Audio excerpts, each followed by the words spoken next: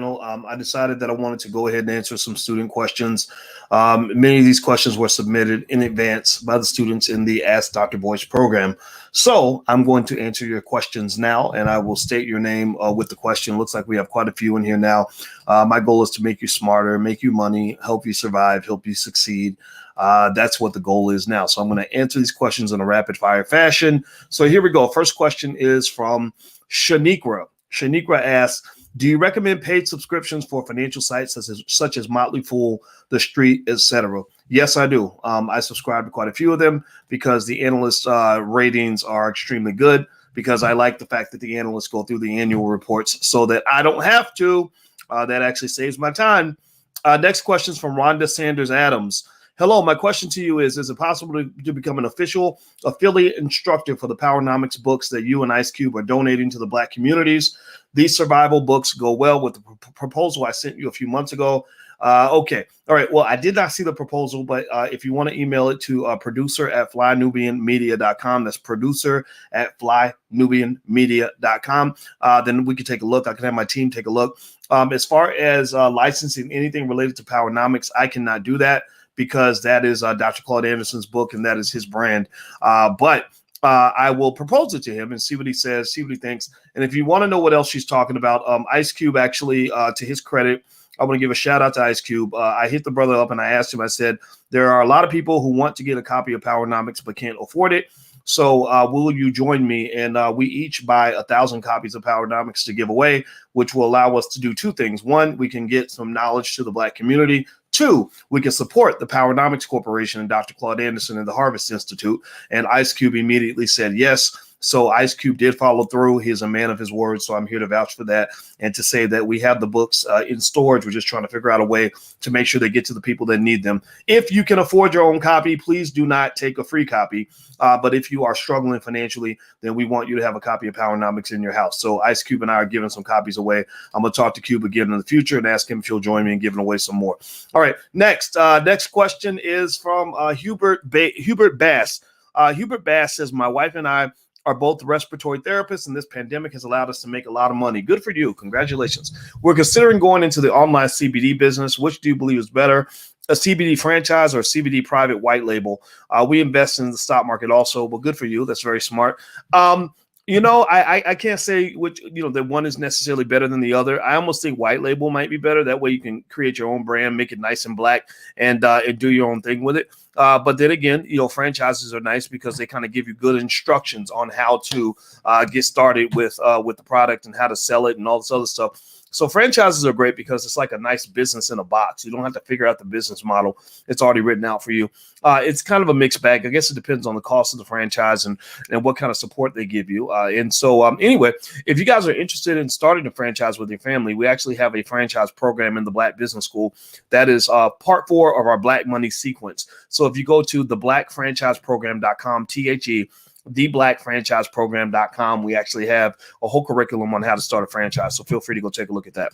All right, next question from Sean Brown. Dr. Boyce, after the earnings announcement is over with a particular company, what resource do you recommend to find out if that company met expectations or not? Excellent question. Typically, the media will tell you. Usually when CNBC and other places report a company's earnings, they instantly tell you if the company met earnings expectations or not. The funny thing, though, is that sometimes the company won't meet earnings expectation, their price will go up. And sometimes they will surpass the expectation, their price will actually go down. So, no one really knows exactly what the consensus expectation actually is. They have estimates, they have the medians and the means, and they talk to all the analysts and they take the number right in the middle. But that doesn't always mean, that doesn't account for the weighting in terms of how investors sort of weight the different analysts' expectations. So that's a real tough one. But typically when companies don't meet their earnings numbers, their price goes down. And when they do surpass their earnings numbers, the price goes up. Let's see. Matthew asks, I live in Italy. Which investment app functions like Stash International? I registered with Stash. I was told it was only meant for U.S. citizens. Okay. I think apps like Webull and M1 Finance are international. but it depends on what country you're in. So you may want to search for your country and look for investment apps in your country. You can probably do that with a Google search. I imagine that would be a good way to find out, because there's so many countries, and I wish they had one international standard, but they don't. Let's see. Daryl asks, what are the 3 best financial tips for opening an indoor hydroponics farm? Talk to somebody who's done it. Talk to somebody who's done it, and talk to somebody who's done it. Those are my 3 best tips, because I do not run a hydroponics farm, so I cannot tell you the specifics on hydroponics, but I can tell you that there are fundamentals about making money, like buy low, sell high. And then, by the way, did I mention you should talk to somebody who's done it? I don't know if I mentioned that or not, but just in case I didn't, talk to somebody who's done it. Jeffrey McGowan asks, Dr. Boyce, 2021's the year of planning to get off the corporate plantation. Food business options, products / distribution during Powernomics class. You touched on the shrimp industry, etc. Well, actually, that was Dr. Claude Anderson. That was in the Powernomics Masterclass, which you can take a look at, by the way. The recording's there at powernomicsmasterclass.com if you'd like to go take a look. You can get a little certificate and everything. It's kind of nice. What about distressed food products? They buy clothes, coated food, and sell to prisoners, etc. Okay, distressed food products. I guess, are you talking about food like during the pandemic, maybe, or are you talking about prison inmates in particular? I don't quite understand the question, but I would say that when it comes to something like that, I would talk to somebody who's done it, and just know that things like that require a decent amount of capital also, and some knowledge of the food industry. So if you don't have knowledge of that industry, I wouldn't go dumping my life savings into something where you haven't done it before, because that's a good way to lose all your money. Let's see. Next question from Terrence Lewis. I'm answering questions from Ask Dr. Boyce. Those of you who are enrolled in AskDrBoyce.com, you send me your questions. I answer all your questions. I use your name. Those who want to actually take a look can go to AskDrBoyce.com. You can actually get 70% off the program if you want to use that URL right now. AskDrBoyce.com. All right, so let's see here. Terrence Lewis is asking, with the economic rise of cryptocurrency and the stock market at an all-time high, should I focus on investing to take advantage of the opportunity to increase my net worth, or focus on paying off consumer debt, or do both simultaneously? That is a great question. Well, if you have consumer debt that has a high interest rate, then that's a good way to guarantee that you're going to get a good return on your investment. Because if you have some credit card where you're paying 14% interest on it, paying down that debt guarantees that you're going to get a 14% return on investment, because a penny saved is a penny earned. A penny that you don't spend is like putting a penny in your pocket. Whereas the stock market goes up and down, up and down, up and down. And while you do have the big wins, like I mentioned, my 2 favorite investments this month were Tilray and Ethereum. Both Tilray went up over 100% this month. Ethereum went up almost 100% this month. I think 93%. So you've literally got these investments that are doubling in a freaking month and quadrupling in a year. It's kind of crazy right now. It's kind of fun. It's really fun to be an investor right now, but it's not always like this. So don't get used to this, because you can also see big losses if you're not careful. I personally think that there's no clear answer to that question per se. I think you got to think about a couple of things. 3 levels that come to mind. One is saving money, right? Because if you're spending money on the credit card, you're losing money. So you got to kind of cut that expense down a little bit. Second level is growth potential, meaning, that everything's out here happening. You're getting this fear of missing out, AKA FOMO, where you're thinking, man, all these people are making all this money. I want to be a part of that. I want to be in the game. I don't blame you, because it's a fun game to be in. And then there's like that third level, just your personality type. Do you really want to spend, 5 years paying off debt before you can start investing? That's not fun. I don't think that's fun. And then also you got to think about cash flow, right? If you have cash in your hand, that cash is security. Liquid assets are security, meaning cash or things that can easily be turned into cash, like stock you can sell in case your car breaks down and you need $3,000 or whatever the case may be. So keeping things liquid can be as important as actually increasing your net worth. The thing about paying down a bunch of debt, so let's say, for example, you have $30,000 in student loans and you suddenly come into 10 grand. Do I recommend taking the whole 10 grand and putting it all toward your student loans? No, because then you lose your 10 grand. And then if you have an emergency, you can't go back to the student loan people and say, hey, can you give me 2,000 back because my car broke down? You keep cash in your pocket. So when it comes to that, I would say that I like stock market investing because it gives you liquid access. It gives you access to a liquid asset that can save your butt in case things get a little bit crazy. All right. So next question is, and by the way, these questions are coming from those of you who are enrolled in Ask Dr. Boyce. There are a lot of questions here, so I'm going to answer them all. And those of you who are just listening in can listen in on the answers. All right. So DeAndre Thomas is asking, my mother left our son over $20,000 8 years ago. He will be able to claim it at the age of 18, which is in 2 years. We are trying to get him ready for this. We decided to tell him on his 18th birthday when it's time to call and claim it. What should he invest in? I think that there's three options for investment. There's real estate, there's starting a business, and then there's the stock market. I think that what he invests in should depend on what he's really most interested in. I think that if he's not sure what he wants to do, a nice, healthy, diversified mutual fund might be a good way to get started, but that might be a little bit boring. Maybe he has a passion or something that he might want to put a little money into, but I would definitely encourage you to make sure that he diversifies and spreads his money out so it doesn't all go in one place. I think that's probably the biggest mistake you can make when it comes to where you invest your money. Next question is Troy Smith. Troy says, can I write off my business startup costs, including attorney and accountant fees? I am not an accountant. I'm not an attorney, but talk to your attorney and your accountant and just be sure. But I believe that you can. I don't see why you can't based on the information you provided to me here. Janice Glass. Hey, Dr. Boyce, I'm signed up for the Black Business Bootcamp. Oh, you mean the Black Wealth Bootcamp, Black Wealth, which I am enjoying. Good. How can I take a free class which makes me a better writer and articulate speaker other than Toastmasters online? I need to level up my writing skills. Let's see, writing. I think that if you maybe were to, Google search on how to be a better writer, there's probably videos out there. Udemy probably has some classes on writing. There's a lot of stuff out there, but here's how I became a better writer. Janice, let me tell you this. I actually, you're talking to a kid who failed English class more times than I can count. I literally would fail English class every single time I took the class. And so you wouldn't expect me to ever be a decent writer. Like, why would I be a good writer? I failed English class over and over and over again. Well, what happened was, I didn't realize that actually the way I became a good writer was I started keeping a journal when I was 18 years old. And I used to write, in this journal all the time. And eventually I got to know what a good sentence kind of felt like, what it sounded like. And I was reading a lot in college. So a lot of reading and a lot of writing will naturally make you a better writer because you just know instinctively what a good sentence sounds like. Like, I don't know a dangling participle from a piece of chicken, but I can tell you if a sentence flows properly or doesn't flow, almost like music. How you have a lot of people that are good with music, but they never took a music class. Well, I was kind of like that with writing. So I would encourage you to write every day. If you want to be a good writer, you got to practice. Next, Tamika. Dr. Watkins, you mentioned you were buying Virgin Galactic this week so you can sell the call options. Which specific call options are you selling and at what premium? That's a good question. So you're probably in the options class. That's the stock options masterclass, stockoptionsmasterclass.com for those of you that are interested. So with Virgin Galactic, I am right now actually not selling the options just yet. I want to build up enough in my portfolio to be able to actually do the things I want to do. But I am piling up my assets within Virgin Galactic because I like the options premium.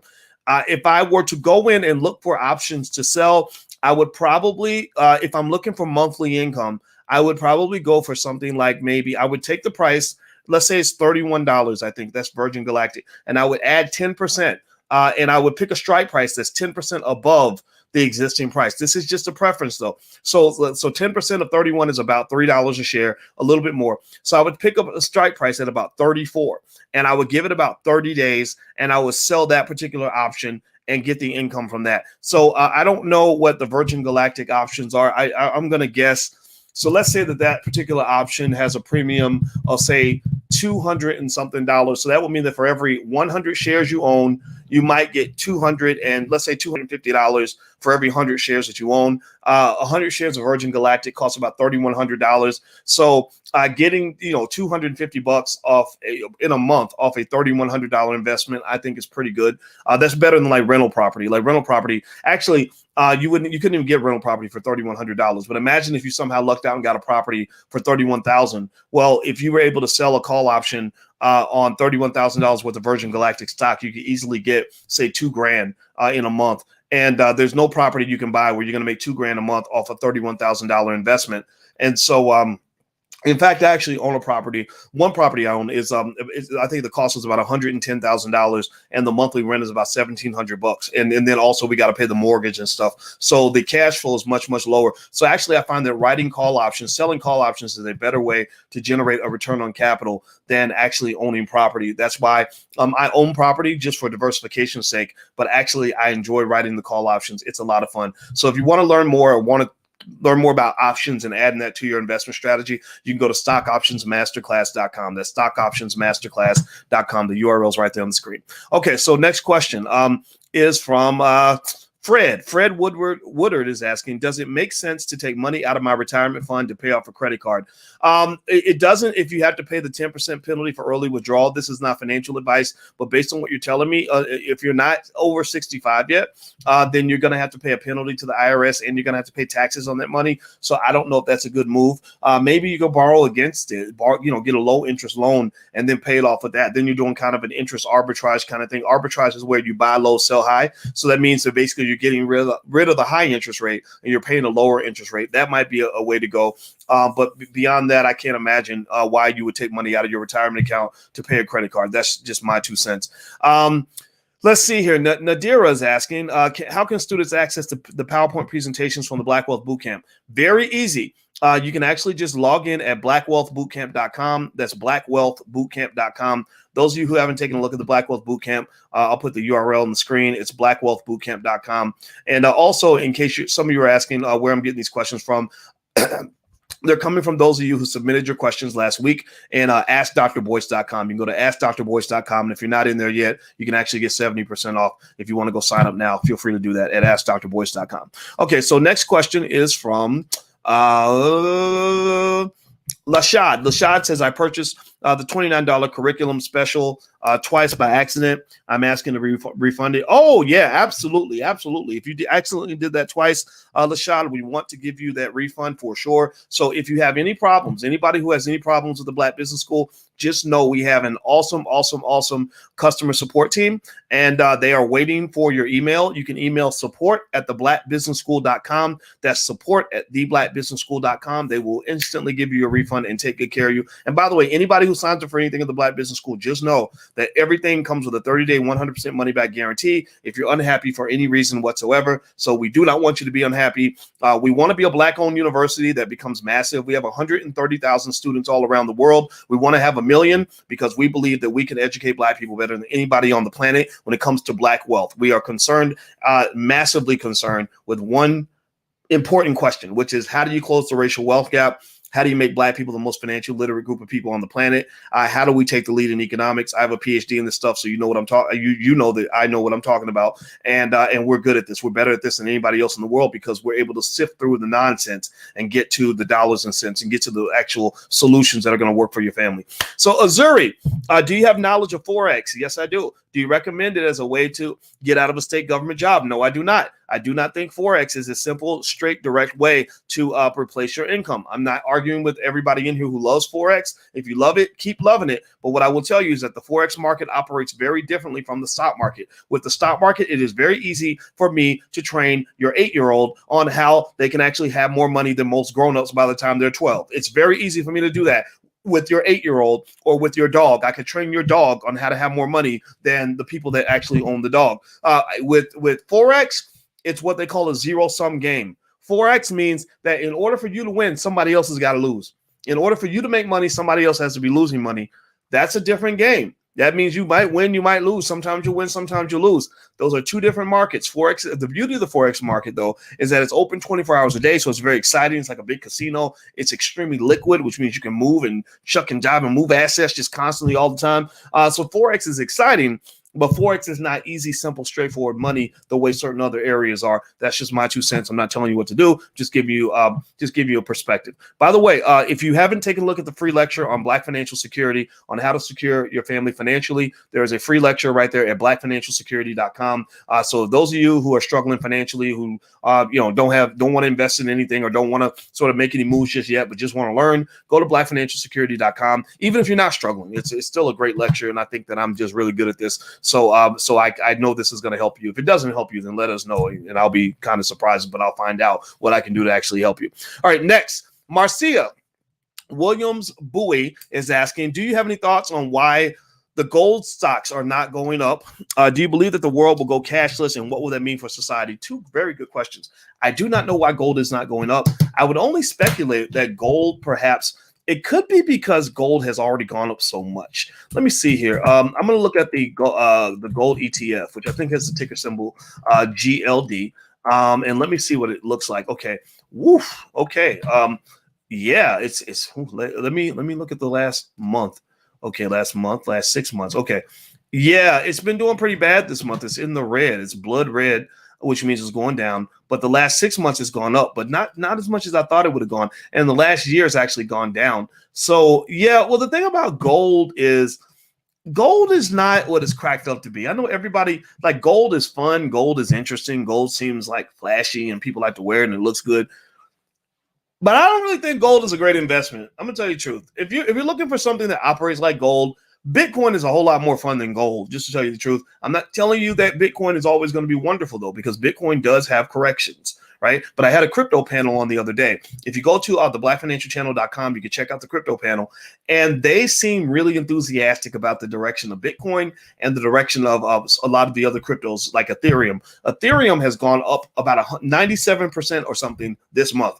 And the thing about crypto is I kind of have this, I just sort of spread my money out, talk to some experts. And actually, if you want to copy my crypto portfolio, if you go to drboycecrypto.com, you can go there right now. I have a screenshot of all the crypto I own. You can go to drboycecrypto.com. And if you want to just see what I bought, I won't tell anybody how much I bought because I'm not a big fan of like bragging about how much money you have because I feel like that's kind of obnoxious. But I can show you what I own. So if you want to go to drboycecrypto.com, you can go there and take a look, and it shows all the crypto that I have. All right. So next, the next question. Oh, do you believe the society will go cashless?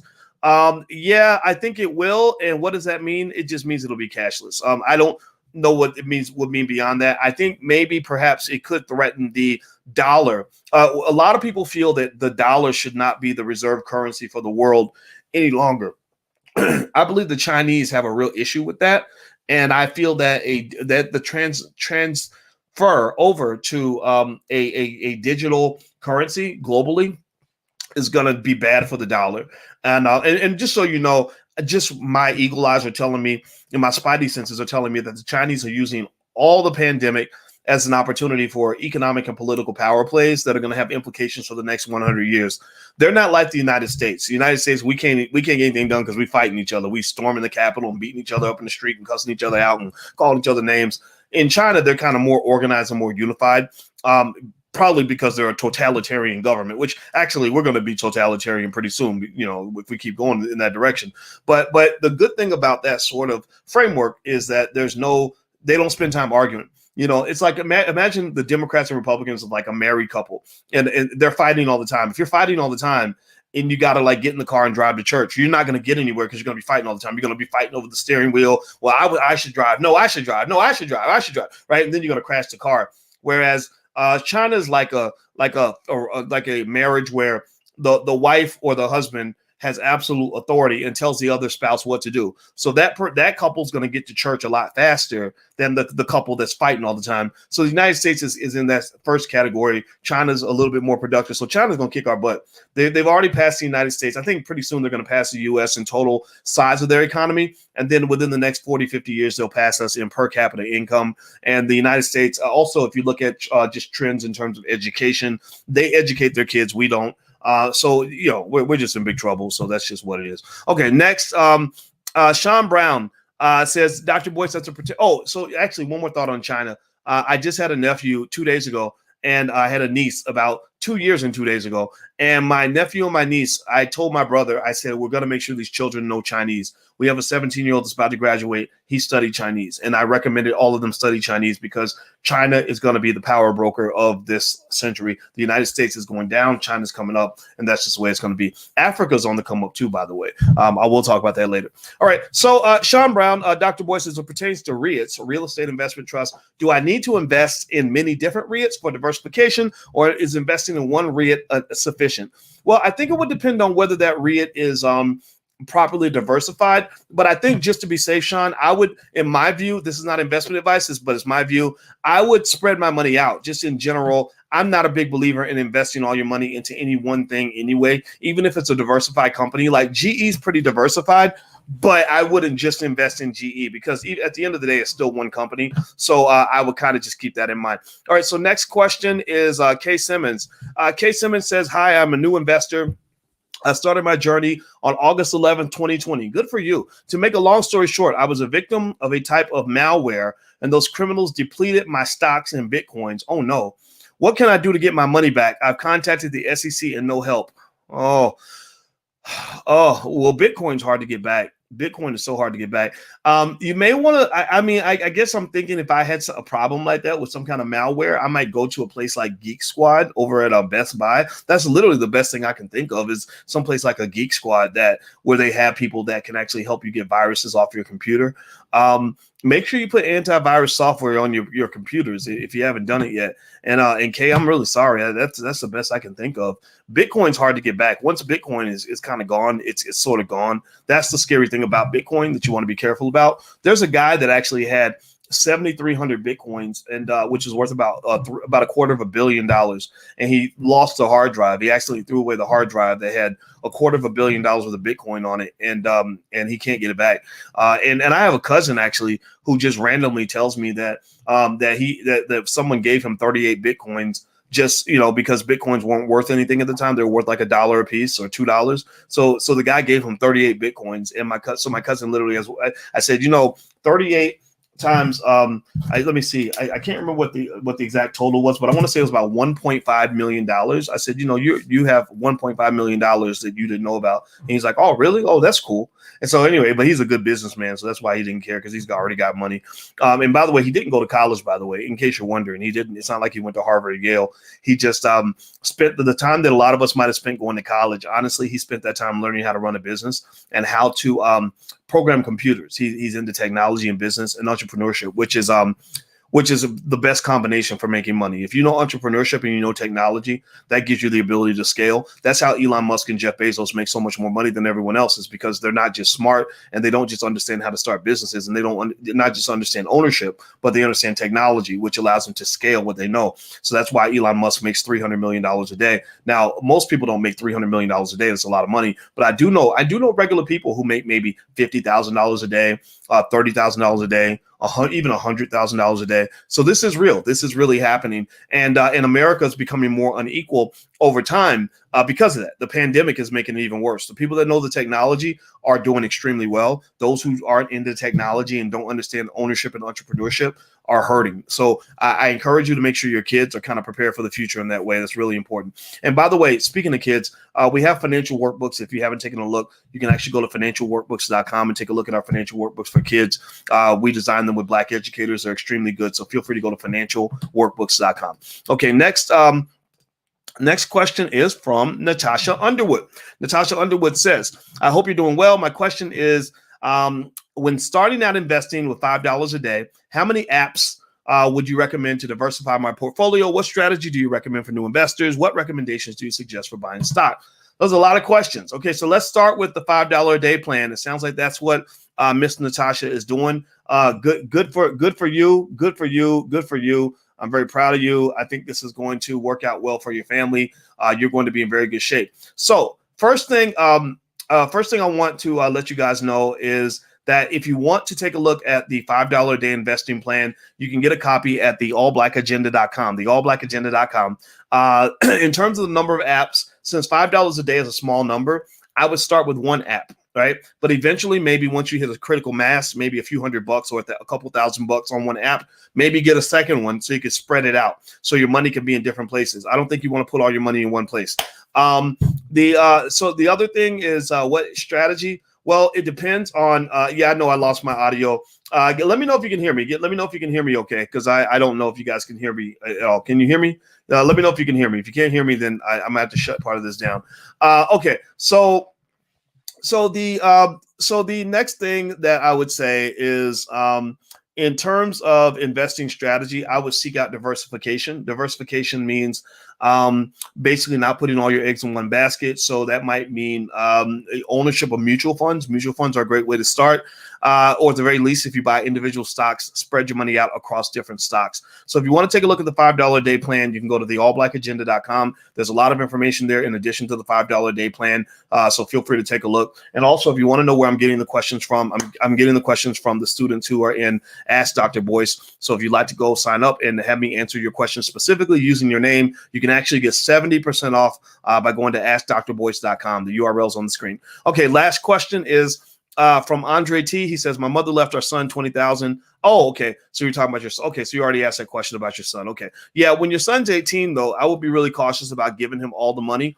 I'm not a big believer in giving 18-year-olds a lot of money because I don't think that works out well long term, because 18-year-olds, unfortunately, 18-year-olds are pretty stupid. I know I was incredibly stupid when I was 18. So your child is probably stupid like I was, maybe a little bit smarter than me, but still stupid, because when you're 18, your brain isn't even fully developed. You're literally operating with a piece of a brain, not a full brain. So I wouldn't give all the money to him. I would give him pieces of it under the assumption that he did certain things with it, productive things with it. And as far as where to invest it, it depends on what he wants to do and what he wants to do with his life.